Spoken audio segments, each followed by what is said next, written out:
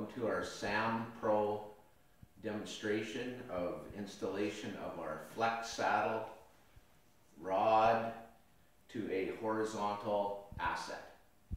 The flex rod or the flex saddle is designed to fit numerous sizes of assets, and the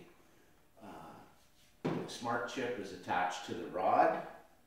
So we install the rod into the flex saddle, and then we use a strap, a multi-fit strap, to hold the rod onto the asset. And then it's as simple as adjusting the rod and tightening the strap.